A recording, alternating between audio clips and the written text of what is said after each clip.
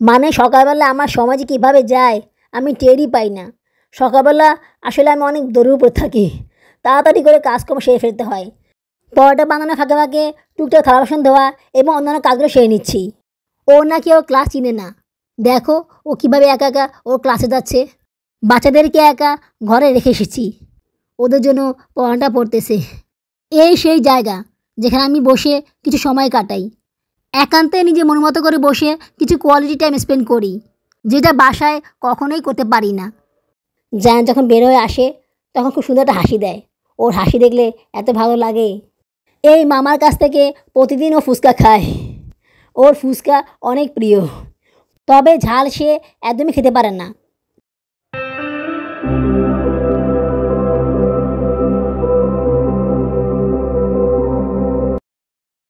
আসসালামু আলাইকুম, আমার চ্যানেলে এবং পেজে তোমাদের সবাইকে স্বাগতম জানাচ্ছি। তোমরা সবাই কেমন আছো? আশা করি আল্লাহর রহমতে ভালোই আছো। আমিও ভালো আছি আলহামদুলিল্লাহ। দেশে এবং বিদেশ থেকে যারা আমার ভিডিওটি দেখতেছো তাদের সবাইকে জানাই আমার পক্ষ থেকে আন্তরিক অভিনন্দন ও ভালোবাসা। নতুন আরেকটি ব্লগ নিয়ে আবার তোমাদের সামনে হাজির হলাম। এখন সকাল 9টা বাজে। আজকে সকালবেলা ঘুম থেকে উঠে অনেক কাজ করেছি, থালা বাসন ধুয়েছি, ঘর ঝাড়ু দিয়েছি, কারণ কয়েকদিন ধরে সকিনা আসতেছে না। ফোন করেছিল আমাকে, ওর নাকি পায়ে খুব ব্যথা, এই কারণে সে আসতে পারবে না। আমি ভেবেছিলাম হয়তো বা একদিন বা বেশি হলে 2 দিন সে মিস দেবে, কিন্তু সে 3 দিন ধরে কাজ আসতেছে না, যার কারণে ঘর দোর অনেক ময়লা হয়ে আসে। আমার তো ঘর ঝাড়ু দিতে অনেক কষ্ট হয়, কারণ মাথা নিচু করে কোনো কাজে আমি করতে পারি না। কিন্তু ঘর এত ময়লা হয়ে আসে যে ঝাড়ু না দিয়ে কোনো উপায় ছিল না। যেহেতু সারাদিন ঘর ঝাড়ু দিতে পারি না বাচ্চাদের কারণে, তাই সকালবেলা উঠে সবার আগে ঘরটা ঝাড়ু দিয়ে দিলাম। এই সময় নিরিবিলি ঘরটা ঝাড়ু দেওয়া যায়, কোনো সমস্যা হয় না।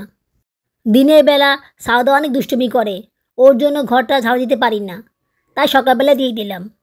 চিন্তা করতেছি ঘর ঝাড়ু দেওয়া বা টুকটাক কাজগুলো সেগুলো সব সকালবেলায় করে ফেলবো, তাহলে কাজগুলো নিরিবিলি এবং সুন্দরভাবে করা যাবে আর সময়ও কম লাগবে। মাছ ভাজি করার সময় মনে হলো মাছটা ভাজি না করে ভালো ছিল, কারণ ঘর ঝাড়ু দেওয়া এবং থালা বাসন ধোয়া ও দাঁত ব্রাশ করতেই ঘণ্টাখানেক সময় লেগে গিয়েছে। আসলে আমি দুপুরে রান্নার জন্য মাছগুলো ভাজি করতেছিলাম। মাছ তো আর খুব দ্রুত ভাজি করা যায় না, মিডিয়াম ভাজি করতে হয়, আর এই ভাজিটা করতেই আধা ঘন্টা সময় লেগে গেল। এদিকে গ্যাসও অনেক কম। ভেবেছিলাম আজকে সিমের বিচি দিয়ে মাছের ঝোলটাকে রান্না করব, সেজন্য সিমের বিচি বের করে অল্প গ্যাসে সিদ্ধ করতে দিয়েও দিয়েছি। এইটা ভেবে দিয়েছি যে মাছ ভাজতে ভাজতে সিমের বিচিটা খুব তাড়াতাড়ি সিদ্ধ হয়েও যাবে, তারপর চুলায় তরকারিটা বসিয়ে খুব তাড়াতাড়ি রান্না করে ফেলতে পারবো। কিন্তু না, সেটা মনে হয় এখন আর হচ্ছে না, কারণ 12:30টায় যায়নি স্কুল। আমাকে 12টা বাজে বাসা থেকে বেরোতে হবে। তার আগে জায়ানকে খাওয়ানো, বাচ্চাদেরকে খাওয়ানো, সারার জন্য খাবার রেডি করে দেওয়া, কিচেনের কাজগুলো গুছিয়ে রাখা, মোটামুটি কাজগুলো করতে করতেই তো অনেক সময় লেগে যাবে। আমার খাওয়ার কথা তো বাদই দিলাম। আর সবচেয়ে বড় কথা হচ্ছে সকালের নাস্তা তো বানাতে হবে, সেটা তো বানানোই হয়নি। আর সকালবেলা নাস্তা কিছুই নেই যেটা খেয়ে বেরোতে পারবো, তাই বাধ্য হয়ে এখন আমাকে রুটি বানাতে হচ্ছে। রুটি বানাতে গেলে অনেক সময় লেগে যায়। ভাগ্য ভালো ইডি চলে আসে, তাই রুটি বানানোটা একটু দ্রুত হবে, তারপরেও সময় তো লাগবে। কাজের ফাঁকে জুনেনাকে দুধ খাওয়াইছিলাম, যার জন্য আর বেশি দেরি হয়ে গিয়েছে। ওকে দুধ খাওয়াতে তো আধ ঘন্টা সময় লেগে যায়। মানে সকালবেলা আমার সময় যে কীভাবে যায় আমি টেরই পাই না। সকালবেলা আসলে আমি অনেক দৌড়ের উপর থাকি, তাড়াতাড়ি করে কাজকর্ম সেরে ফেলতে হয়। 2 রুমে বিছানাটা গুছিয়ে নিতে হয়, কারণ স্কুল থেকে আসার পরে বিছানা ময়লা বা নোংরা দেখলে খুব বিরক্ত লাগে, তখন আর সেগুলো গুছোতে ইচ্ছে করে না, তাই যাওয়ার আগেই বিছানাগুলো গুছিয়ে রাখি। পরোটা বানিয়েছি, রুটি বানালে অনেক সময় লেগে যাবে। তাছাড়া পরোটা খেতে আমার কাছে খুবই ভালো লাগে, বাচ্চারা খেতে খুব পছন্দ করে, তাই তাড়াতাড়ি করে পরোটা বানিয়ে নিচ্ছি। পরোটা বানানোর ফাঁকে ফাঁকে টুকটাক থালা বাসন ধোয়া এবং অন্যান্য কাজগুলো সেরে নিচ্ছি। গ্যাসের চুলায় ছোটো তেলে করে বসিয়ে দিয়েছি, ওই তেলে কড়াইটা গরম হতে হতে রুটিগুলো ভাজা হয়ে যাবে, বা এর মাঝখানে যদি গরম হয়ে যায় তাহলে ডিমগুলো পোস্ট করে নিব। এভাবেই কাজগুলো করি, তাহলে কাজটা খুব দ্রুত হয়ে যায়। এর ফাঁকে জানকি স্কুলে ড্রেস দিয়েছি, ও ড্রেসগুলো পরে নিয়েছে। আর ও ড্রেস পরা, ও প্রায় সময় স্কুল ড্রেস উল্টা পরে, প্যান্ট যাও পরতে পারে, বাট স্কুল ড্রেস পরতে গেলেই তার সমস্যা হয়ে যায়, সেদিকেও আমাকে খেয়াল রাখতে হয়। আর ও তো নিচ থেকে খায় না, ওকে খাবার দিলে ও খাবার নিয়ে বসে থাকে। তাই প্রতিদিন স্কুলে যাওয়ার সময় আমি ওকে খাইয়ে দিই। এই ক্ষেত্রে সময়ও কম লাগে আর ওর খাওয়াও হয়ে যায়। পরোটা ভাজা ফাঁকে ফাঁকে ওকে এবং সাউদাকে খাবারটা খাইয়ে দিচ্ছি।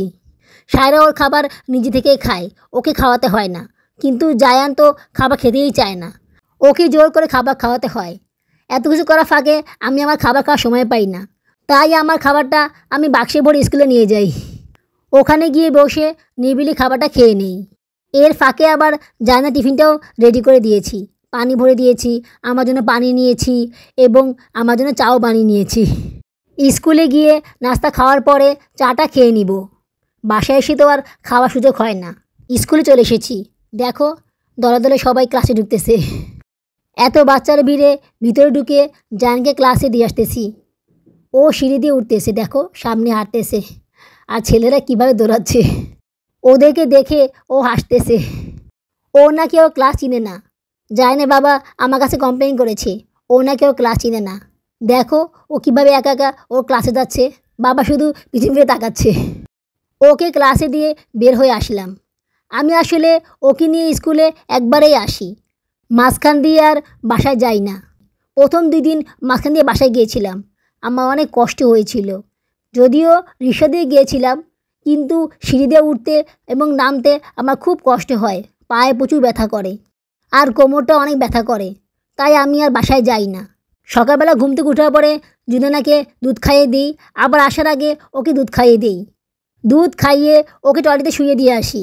সাউদাকেও ফিল্টার করে দুধ খাইয়ে দিয়ে আসি এবং ফাঁকে ফাঁকে ওকে নাস্তাটাও খাইয়ে দেই। যতটুকু বাকি থাকে সেগুলো এসে আবার খাইয়ে দেই। সায়রা ওদের দেখাশোনা করে, তাই কোনো সমস্যা হয় না। প্রতিদিন স্কুল থেকে বের হয়ে মাঠের কোনায় এই জায়গাটায় আমি বসি।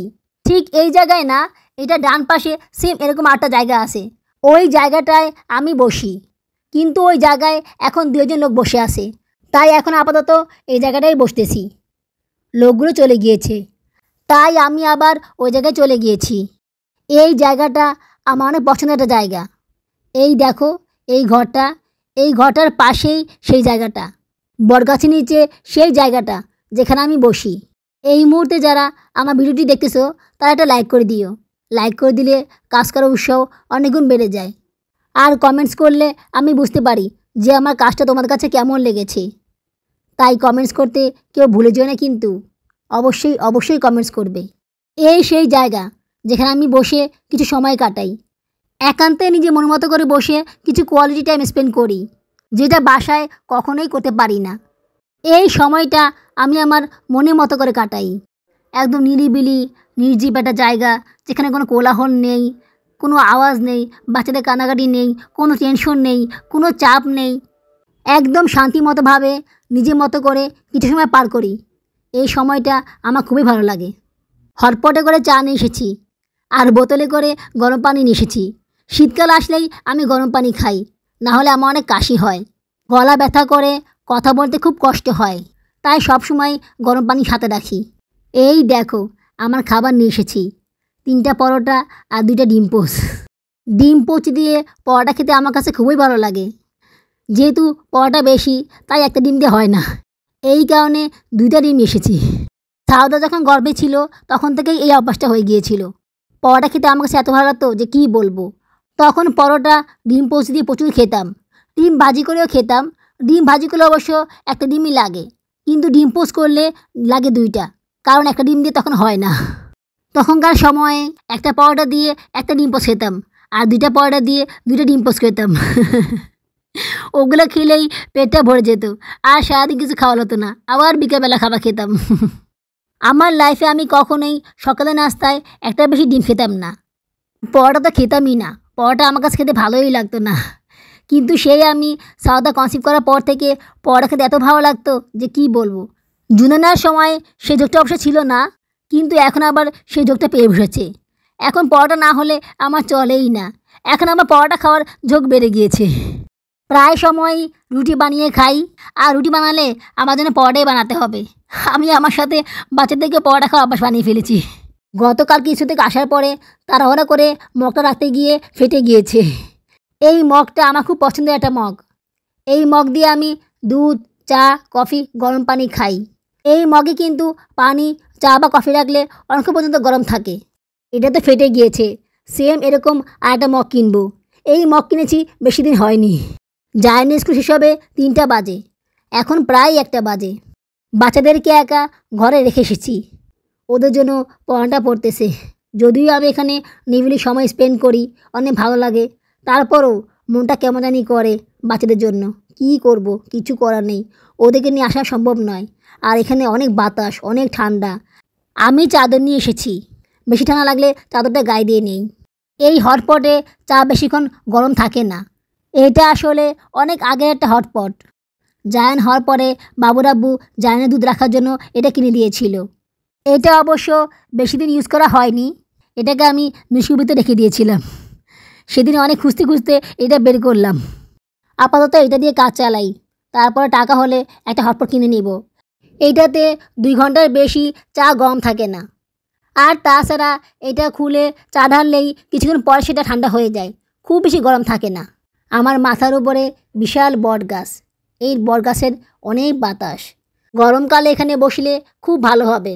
একটুও গরম লাগবে না, এত বাতাস এখানে। এখানে বসে বসে খাচ্ছি আর চারপাশের আবহাওয়া দেখতেছি। চা খাই আর মোবাইলে কাজ করি। এই সময় আমি মোবাইলে চ্যানেলে কাজগুলো করে থাকি, যেমন ভিডিও এডিট করা, থাম্বনেল বানানো, ইমপ্রেশন দেওয়া, এই সকল কাজ আমি এখানে করে থাকি। বিশ্বাস করো, এখানে কাজগুলো করলে এত সুন্দরভাবে এবং এত তাড়াতাড়ি কাজগুলো হয়ে যায় যে বাসায় থাকলে সেটা কখনোই হয় না। বাসায় থাকলেই আমার কাজগুলো করতে অনেক সময় লেগে যায়। এই কারণে ভিডিও আপলোড করতে দেরি হয়ে যায়। আবার অনেক সময় ভিডিও আপলোড করতেও পারি না। স্কুলে যাওয়ার পর থেকে ভিডিও আপলোড করার কাজটা অনেকটা সহজ হয়ে গিয়েছে আমার জন্য। তবে একটা সমস্যাও হয়ে গিয়েছে। জায়ানকে যখন স্কুলে দিয়েছিলাম তখন অনেকের সাথে আমার পরিচয় ছিল। অনেক গার্ডিয়ানের সাথে আমার ভালো সখ্যতা ছিল। তো এখানেও সেরকম গার্ডিয়ানের সাথে দেখা হয়ে গেল। ওদের সাথে কথা বলতে গেলে আমার সময়টা চলে যায়। চ্যানেলের কাজ আর করা হয় না।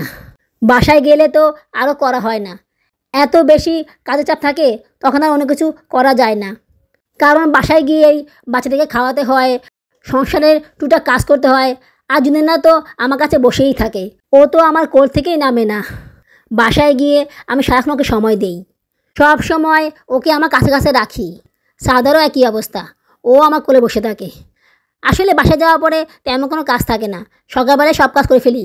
বাসায় যাওয়ার পরে বাচ্চাদের টেক কেয়ার করি আর ভিডিও আপলোড করি, এটুকুই কাজ করি। জায়ানের স্কুল ছুটি হয়ে যাবে। স্কুল ছুটি হয়ে যাওয়ার আগেই ওখানে গিয়ে দাঁড়িয়ে থাকতে হয়।